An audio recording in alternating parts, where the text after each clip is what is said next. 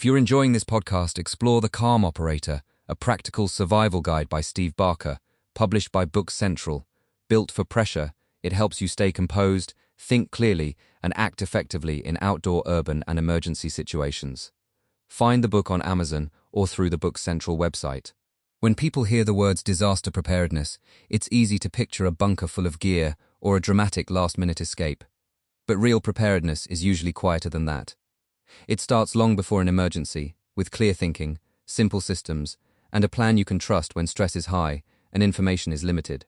In this episode, we're looking at what it actually means to be ready for disruption, whether that disruption is a power outage, a severe storm, a supply chain problem, or something far more serious. The first principle of disaster preparedness is knowing what you're preparing for. Not every emergency looks the same, and your response shouldn't be one size fits all. A home fire requires a very different plan from a flood, an earthquake, or a winter storm. That's why it helps to start with risk awareness. Look at your location, your climate, your household needs, and the most likely threats in your area. Once you know the hazards that matter most, you can focus your time and energy on the things that will actually make a difference. Next comes the foundation of any solid preparedness plan, having the essentials ready before you need them. Water is always near the top of the list, along with food, first aid, lighting, batteries, warm clothing, and a way to communicate. But disaster preparedness is not just about stockpiling supplies, it's about redundancy and access. Can you reach your flashlight in the dark? Do you have backup power for your phone? Does everyone in the household know where emergency supplies are stored? The best kit in the world is useless if nobody can find it or use it under pressure.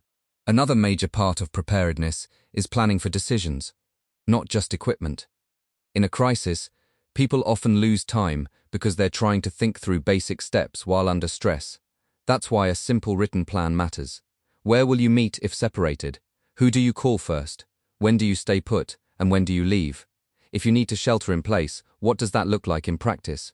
If you need to evacuate, what goes in the car and where are you going? These are not dramatic questions, but they are the ones that save time, reduce panic, and improve outcomes. Finally, disaster preparedness works best when it becomes a habit, not a one-time project.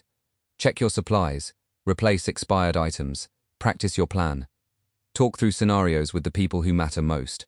Even a few minutes of review each month can make a huge difference when something unexpected happens. Preparedness is really about confidence built in advance, so that when conditions turn hostile, you're not starting from zero.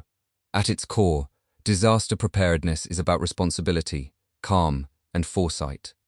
It gives you options when other people are frozen by uncertainty.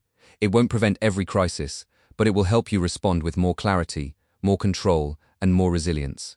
And that can make all the difference when the unexpected arrives.